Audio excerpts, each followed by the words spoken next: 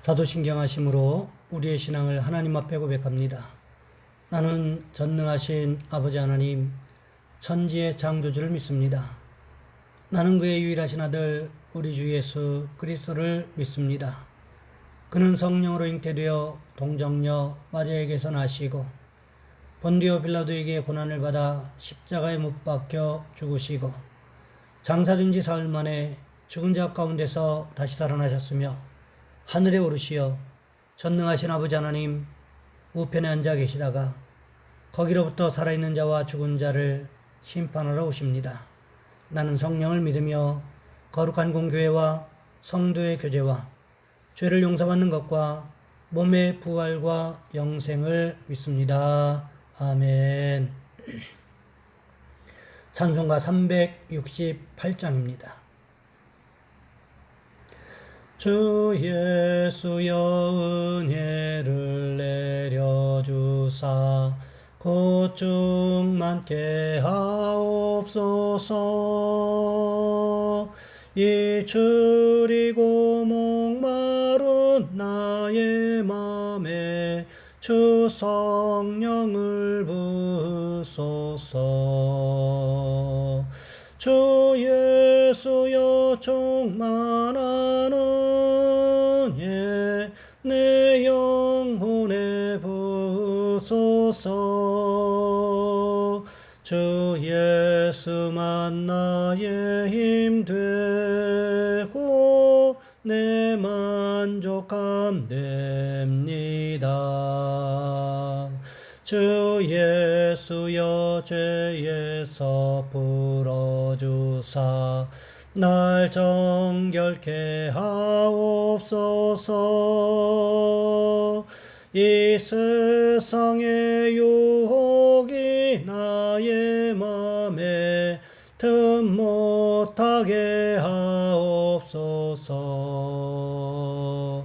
주 예수여 충만한 은혜 내 영혼에 부소서. 주 예수만 나의 힘 되고 내 만족함 됩니다. 옛 야곱이 천사와 씨름하던 그 믿음을 주옵소서. 이 세상의 물결이 흉흉해도 날 평안케 하옵소서. 주 예수여 충만한 은혜 내 영혼에 부소서. 주 예수만 나의 힘 되고 내 만족함 됩니다. 주 예수여 완전한 주의 사랑 나 받기를 원합니다. 그 사랑이 내 맘에 충만하여 날 기쁘게 하옵소서. 주 예수여 충만한 은혜 내 영혼에 부소서. 주 예수만 나의 힘 되고 내 만족함 됩니다. 내 마음에 임하신 주의 성령 늘 계실 줄 믿습니다. 그는 은사를 나에게 부어주사 주 섬기게 하옵소서. 주 예수여 충만한 은혜 내 영혼에 부소서. 주 예수만 나의 힘 되고 내 만족함 됩니다. 아멘. 오늘 말씀 요한복음 7장에서 보겠습니다. 요한복음 7장 37절로 44절까지 말씀입니다. 제가 가진 성경은 신약 성경 156쪽에 있습니다. 제가 봉독해 드립니다.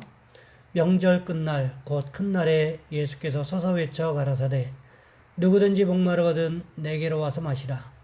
나를 믿는 자는 성경의 이름과 같이 그 배에서 생수의 강이 흘러나리라 하시니 이는 그를 믿는 자의 받을 성령을 가리켜 말씀하신 것이라.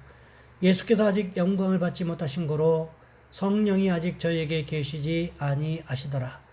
이 말씀을 들은 무리 중에서 혹은 이가 참으로 그 선지자라 하며 혹은 그리스도라 하며 어떤 이들은 그리스도가 어찌 갈릴리에서 나오겠느냐.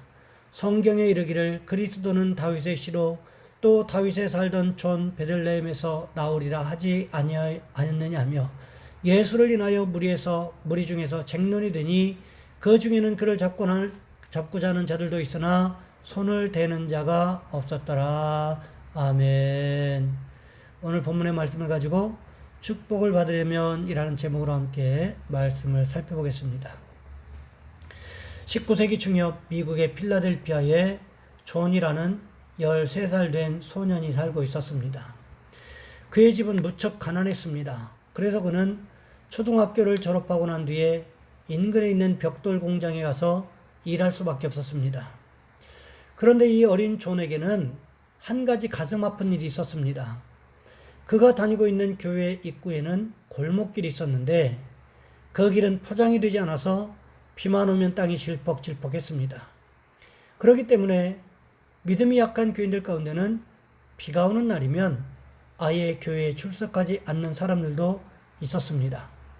물론 교회에는 부자들도 있었지요. 그들은 좋은 집에서 살면서 좋은 마차를 몰고 다녔습니다. 그렇지만 그들 중 어느 한 사람도 골목길이 질퍽질퍽해서 교인들이 교회에 오기를 꺼려한다는 사실에 관심을 기울이지 않았습니다.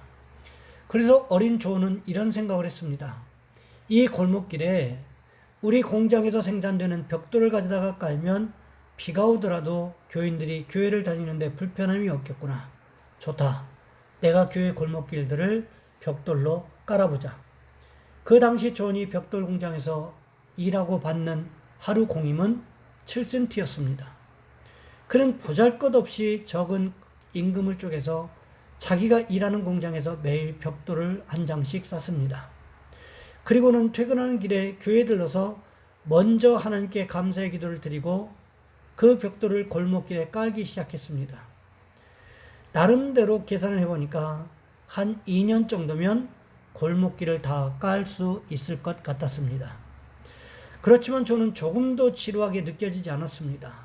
그의 눈에는 교인들이 자기가 깔아놓은 벽돌을 디디고서 교회로 불편 없이 들어가는 모습이 선하게 보이는 듯 했습니다. 그래서 퇴근하는 길에 벽돌 한 장을 들고 교회를 향하는 그의 발걸음은 하늘을 나는 것처럼 즐겁고 기뻤습니다. 벽돌을 깐 지 한 주가 지났습니다. 2주가 지났습니다. 어린 존이 교회를 위해서 헌신하는 모습을 교회의 어른들이 보게 되었습니다. 그러는 가운데 이기적이었던 어른들의 마음이 감동받고 깨어지기 시작했습니다. 얼마 안 가서 교회 입구는 그 골목길은 깨끗하게 포장이 되었습니다. 그뿐만 아니라 그 일이 계기가 되어서 교회 전체가 아름답게 새로운 단장을 하게 된 것입니다. 하나님은 이 소년에게 무한한 축복을 허락하셨습니다. 하늘의 축복의 문을 활짝 열어주셨습니다. 존은 자라나서 미국 역사 가운데 10대 재벌에 속하는 큰 사업가가 되었습니다. 벤자민 해리슨 대통령 때는 최신부 장관으로 발탁이 되어서 나라를 위해서 크게 공헌하기도 했습니다. 이 사람이 바로 미국의 백화점 왕으로 잘 알려진 존 워너메이커입니다. 우리나라 종로 2가에 있는 YMCA 건물도 그가 보내온 선교 헌금으로 지은 것이라고 합니다. 그가 한 번은 멋지고 웅장한 성전을 지어서 하나님께 봉헌했습니다. 건축비만도 100만 달러가 들었습니다. 그 당시로서는 어마어마한 금액이었습니다. 여러분, 그렇습니다. 우리가 우리 손으로 하나님의 일을 해드릴 때 하나님은 가만히 계시지 않습니다.